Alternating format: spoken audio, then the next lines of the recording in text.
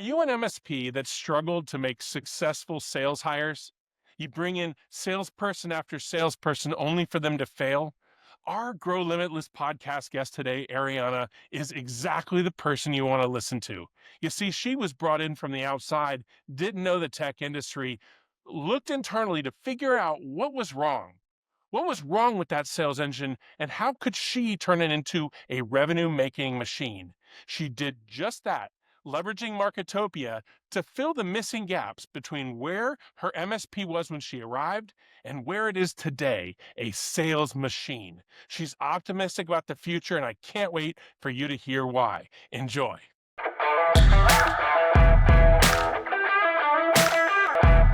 Arianna, thank you so much for joining us today on the Grow Limitless podcast.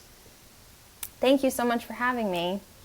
I'm excited to learn more about your journey and what led you to make the decision to work with us. Tell me a little bit about your business and their journey so far.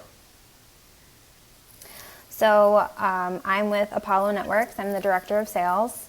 I came in November, and we didn't really have any kind of marketing plan or really any sales strategy. It was word of mouth referrals, and that's what we were going based off. So when I came in, it was, all right, how do I get leads? And leading up to before we joined, it was, cold calling, 100 calls a day, even more sometimes. Cold walk-ins, which were very interesting. I guess since COVID, it's very different.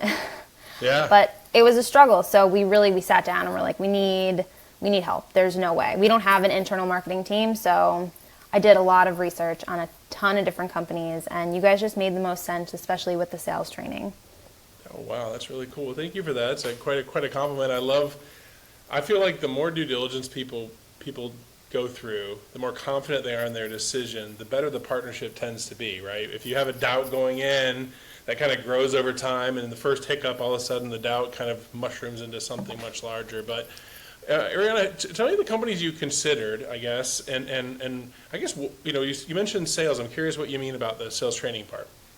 So I have a business mentor, and I did not come from a sole sales role. I was an office manager for a wholesale company, so I was doing imports, exports, running an office, so nothing that really had to do with outbound sales or inbound sales, any kind of.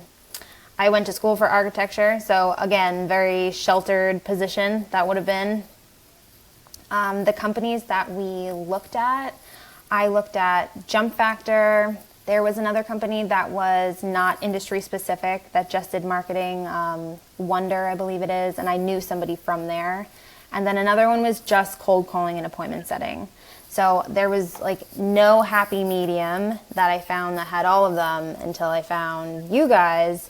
But the sales training was huge. So my business mentor, he's like, you need some sort of sales training to get you in the right flow, especially if you're going to have a team underneath you.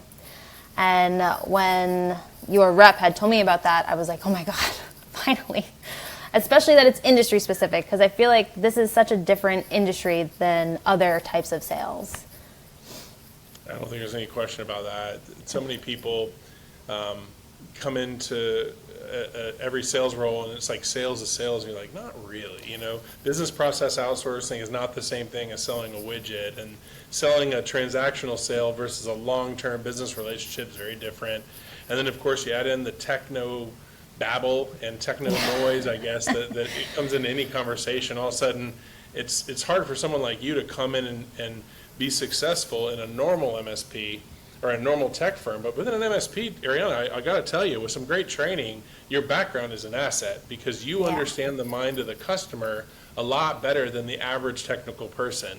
The technology itself, the bits and bytes and speeds and feeds and all that is so in their head, and they want to impress the customer with their techno babble, when in reality, the average business person is just going to shut down and say, you know what, I'd rather be with Arianna, who's understands my business, and she's listening and she's learning, and we're not bogged down in the technical details. So I think it's a good thing. So it's interesting. What made you, I guess, what led them to hire you? Did you know them going in, or did they kind of see that fresh perspective and see value in it versus hiring a tech salesperson? They were my MSP at my old company. So I was a one-person show. I saw every problem that could have arisen, and it was like I worked for them already because I was on the phone with them constantly. So, you know, I gained good rapport, and it was, hey, you know, we're looking for a salesperson. You have a great personality. I'm like, guys, there's no way that's going to happen.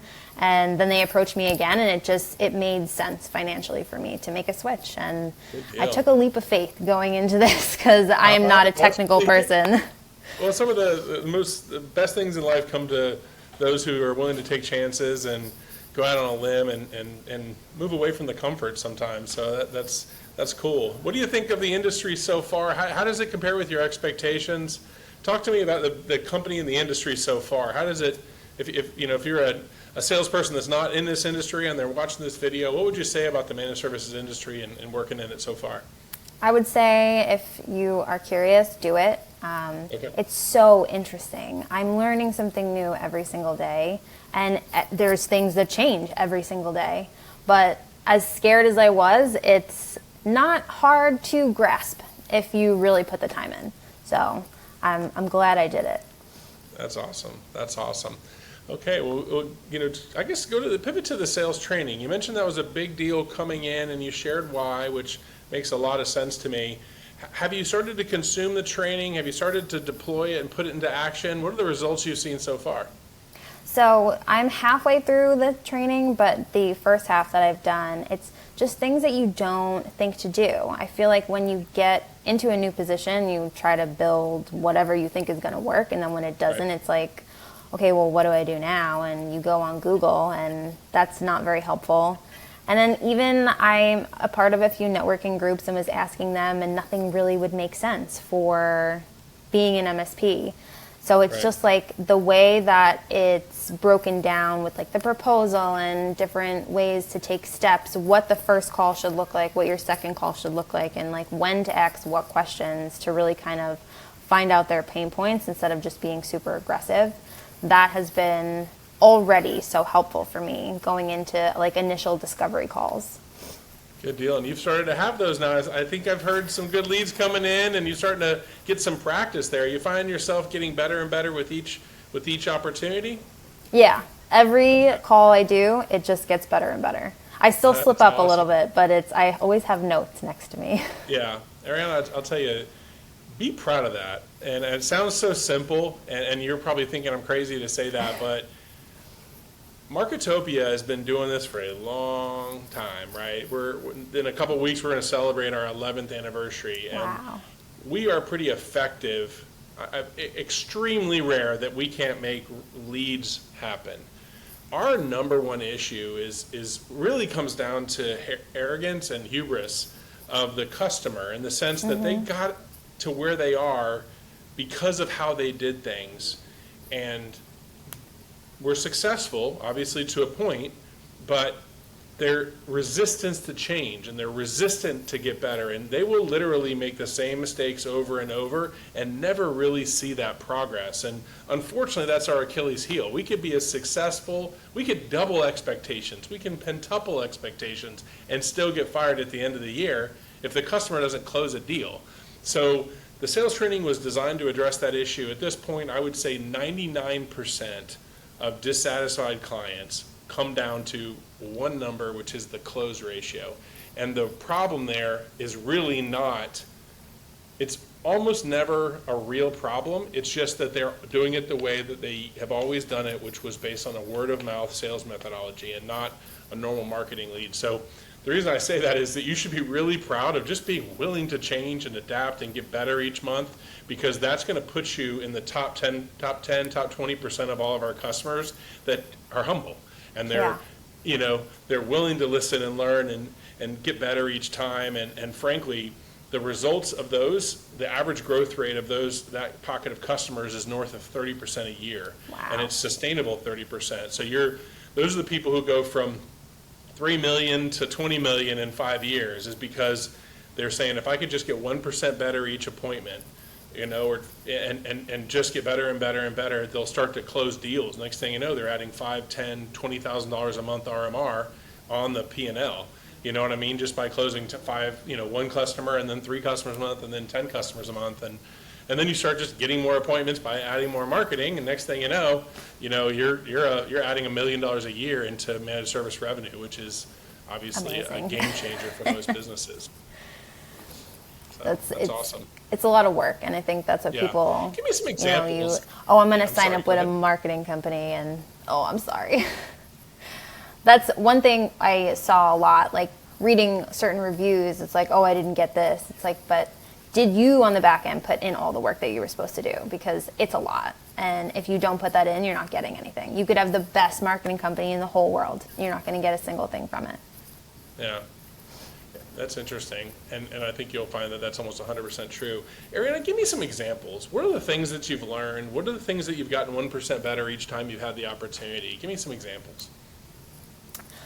Holding a conversation, I think, was huge for me. Like I said, I was by myself in an office. I really didn't have an everyday interaction. I used to be in retail, and I was always in management, so I wasn't like on a sales floor, but holding a regular conversation and then adding those little like business questions in that you need to answer have always been a trouble for me. But now I find the more conversations I have, it's more natural. Even still, I have like the little like where I'm thinking about everything I'm saying instead of just naturally saying it. But that is something that the sales training has helped me with, and just kind of being in this industry, I feel like, people are people, and you can't look at them all like prospects, I guess, if that's a weird way to put that. Yeah, they're people first, prospects second, Yeah. right? You got to get to know the person, you got to understand them, listen to them, care about them, and they'll sense that. Arianna, one of the things I see you have a natural confidence about you. Has taking the training and getting the reps helped you with confidence? I mean, are you more confident now than the first opportunity you got? Oh my God, yes. Okay. The first one, it was like, okay, you go in and you sell, and then it doesn't work, and I was defeated. And now it's like, go in and just have a conversation, and then the rest kind of flows naturally. Yeah, that's great. What advice would you give someone like you who's out there kind of looking for more? They want to grow, they don't know how, maybe they haven't had a lot of success with other marketing firms. What advice would you give them? I mean, having somebody that you can talk to and bounce ideas off of has also been really helpful for me. Like I said, I have a business mentor, so like I'll do something and then I'll write it down, and I have like a weekly call with him, and then we'll go back and forth, like, why didn't this work? And then we'll go through the steps that I went, and then I get recommendations. And then looking over your notes, that has always helped me. Like, what did this person say and how did I react? Because I feel like that, like how you react can change the entire dynamic of the sale, or even just the person thinking about you.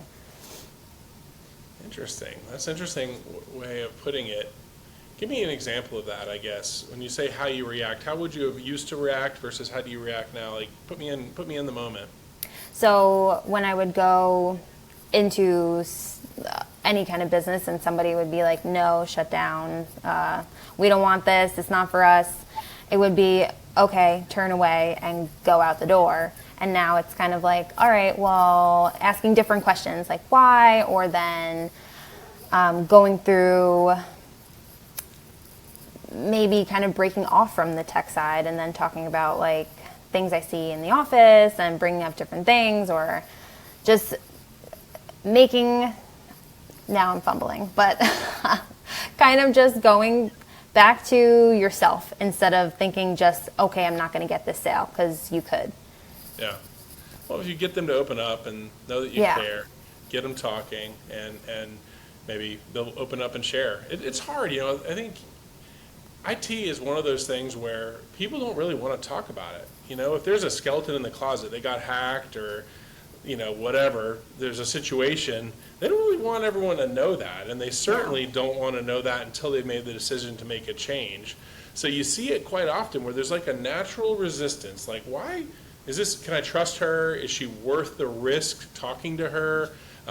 Is this going to be something I can even afford? It's not easy, you have to kind of walk a lot of lines, and it really helps to create that baseline relationship where it's like, I really like her. She's a nice person. She cares about me. She genuinely listens to me. You know what I mean? Like, it's not just someone coming in trying to slam me into something.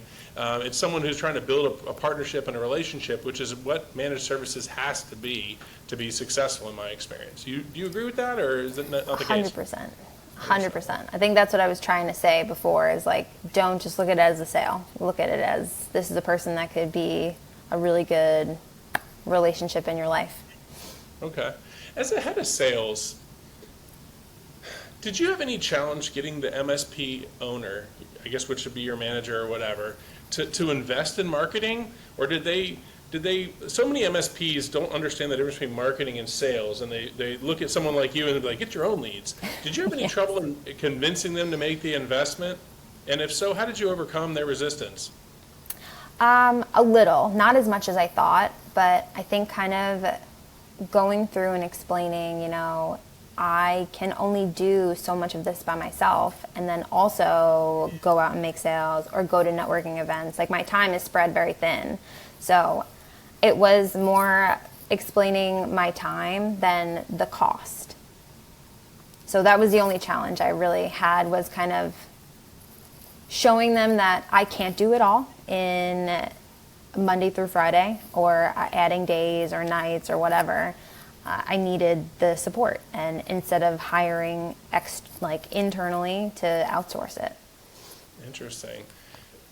So interesting. So you didn't talk about any skill gaps or talent gaps. You're just like flat out time. Like, Yeah. if I'm opening, I'm not closing. If I'm marketing, I'm not selling. And you're just like, there's only so much time in a day, and you can either have me focus on winning deals for you, or door knocking and cold calling to get people to talk to, which is most important. And of course, their answer is always going to be the two together. So what you said was, hey, bring in someone that does what I'm not liking or not as good at, maybe, I don't know, and then let me go do what you hire me to do, which is win deals. Is that true? Pretty much, yeah. Because I'd spend 2-3 days creating posts or doing lists. I mean, besides the cold calling, that takes a big chunk of my time, but it was that like back end creation part. Like, I would just end up doing it like after, and then being up until like 9 o'clock at night, and it's like, okay, now I'm exhausted for tomorrow and I have more of this to do. Yeah. Do you do your own marketing? Are you doing marketing yourself and outsourcing lead gen, or do you give them both to companies? Walk me through kind of how you do the different aspects of marketing and lead gen to get you the results you're looking for. So marketing, we are doing through you. My lead gen, I have now some of it through you guys. I have one of the callers we're doing to kind of then give me some more time back with not having to do as many cold calls. But before that, I was using like AI-based platforms to kind of gather lists together by myself. I was getting lists from local libraries here, and then just prospecting on LinkedIn. But I was doing all that by myself, so it was taking a huge amount of time. Yeah. Give me a peek into the future, Arianna. It's December of 2025. You've been, running the system that you're running right now for a little bit of time. What do you expect? Where do you think you'll be from a monthly RMR net new? Where do you think you'll be from a pipeline perspective? And how do you think you'll feel going into that next year, given the pipeline that you would have built at that point? I would love to have at least like 5 to 10 new customers signed up by then, and I really would like to have at least one more salesperson underneath me. Oh, interesting. Okay. Specifically for Florida, we do have a few clients down in Florida, and that was purely because they had offices here in New York and also in Florida. So we really want to build up that market down there. Yeah, it's a very booming economy down here in Florida, I can tell you that. And there's a ton of New Yorkers that are moving down here, and I don't blame them. Yeah, I don't, especially in February, or January. But New York's a wonderful place too. Do you live in the city? No, I'm on Long Island. Oh, Long Island. Okay, beautiful there. Okay, very nice. So we have some of the similar Florida things, except for when it gets cold. Yeah, except like winter, that whole thing. Exactly. We scuba dive about 11 and a half months a year-ish. Wow. 11 and a half. That's awesome. Same thing. So it's a different world, but this time of year in July and August, it is hot, man. It's really hot. And I'm thankful here, if you live close to the coast, it's a lot cooler than if even just 30 minutes I could inland. imagine. I try to stay as close as I can to the Gulf of Mexico / Gulf of America, and enjoy funny. that breeze. Awesome. Well, Arianna, any lessons learned so far? If you had to go back and talk to yourself 3 months ago, is there anything you would have done different now? Any kind of, I guess, lessons learned in terms of making the most of the relationship and the investment that you made in Marketopia? I wish we would have done it sooner because I feel like I wasted a lot of time. My first 2-3 months was a lot of training on myself, making sure I knew what I was talking about when I go out. But then, when it was busy and tax season just ended and CPAs were like a good contact, I didn't have the tools to go out and really make those first introductions. I was making them and then losing them instantly because of what I didn't know. So I wish we started earlier. Awesome. Well, I think you're set up for success, Arianna. You've got a great energy about you. You've got some humility, yet some tenacity you're not willing to lose. You're listening, you're learning, you're growing and getting better each month. So I think the future's bright. You're going to see great success, and I can't wait to watch it from afar and participate as much as I can. We're very excited. Awesome. Thank you so much. Thank you.